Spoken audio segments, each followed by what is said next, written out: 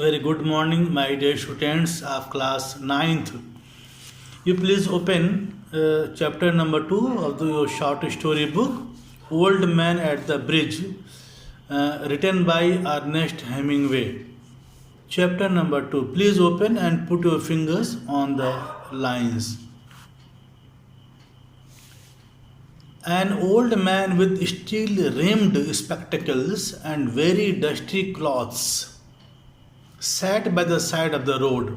The lines are very simple. There was an old man who was wearing steel rimmed spectacles and very dusty clothes, filthy, full of dust. His clothes were very dusty, full of dust, sat by the side of the road. There was a temporary floating platform, a temporary floating platform. There was a pontoon bridge across the river, and carts, trucks, and men, women, and children were crossing it. There was only a pontoon bridge, a temporary floating platform on which pontoon bridge across the river, and carts, trucks, and men, women, and children were crossing it. The mule-drawn carts staggered, walked with unsteady steps up the steep bank from the bridge, with soldiers helping push against the spokes of the wheels. You know the spokes of the wheels. You see in carts, which is drawn by the mules or bullocks. They have spokes. The trucks ground up and away, heading out of it all, and the peasants walked slowly along in the ankle-deep dust. The trucks grounded up and away, heading out of it all, and the peasants, countrymen, walked along in the ankle-deep dust. But the old man sat there without moving. But the old man, people were going on that way, but still the old man sat there without moving, motionless. He was too tired to go any farther. He was exhausted. He was too tired to go any farther. It was my business. It was my. My means here the narrator, Ernest Hemingway. He himself is a soldier. To cross the bridge. It was my business to cross the bridge, explore the bridge head beyond, and find out to what point the enemy had advanced. I did this and returned over the bridge.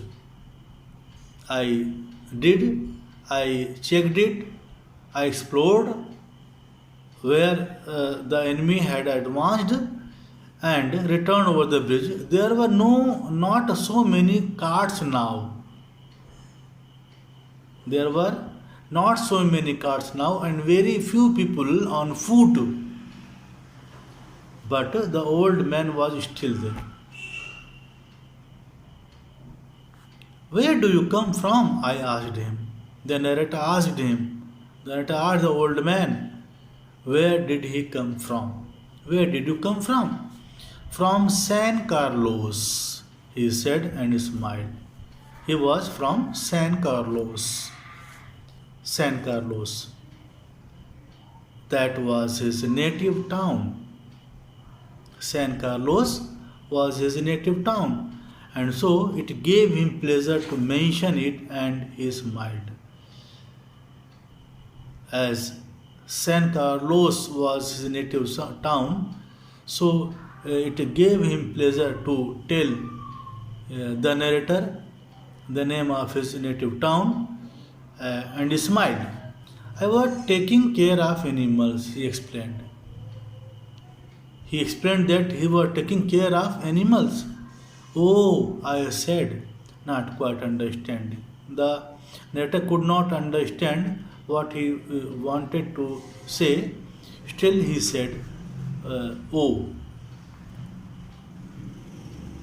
He wanted to continue his talk, his conversation. Yes, he said, I stayed, you see, taking care of animals. Though all the people had left the place, San Carlos, still he was there taking care of his animals.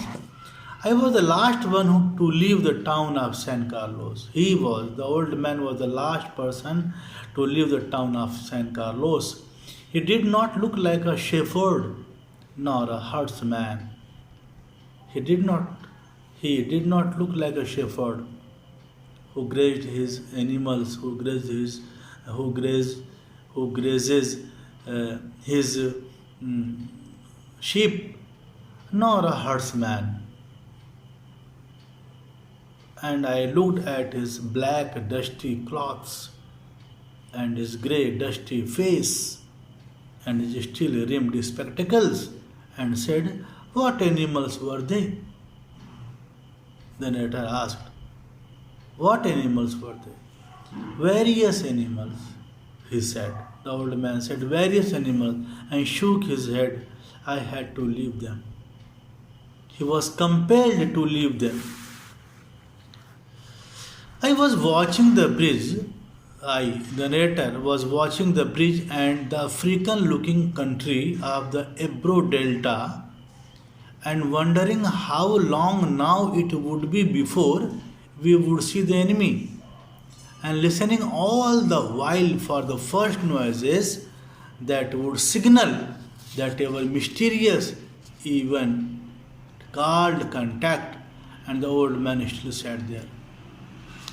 The narrator was watching the bridge and the African-looking country of the Ebro Delta river. This is the river, the name of Ebro Delta, and wondering how long now, how much time it will take,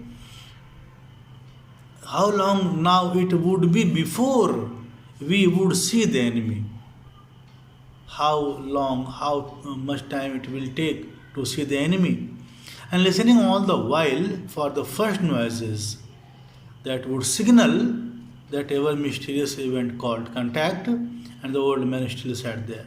What animals were they? I asked. There were 3 animals altogether. The old man said, there were 3 animals altogether. He explained, there were 2 goats and a cat, and then there were 4 pairs of pigeons.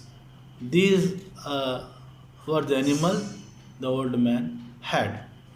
And you had to leave them? I asked. And you had to leave them? Yes, because of the artillery, because of heavy guns moved on wheels. Artillery, heavy guns moved on wheels.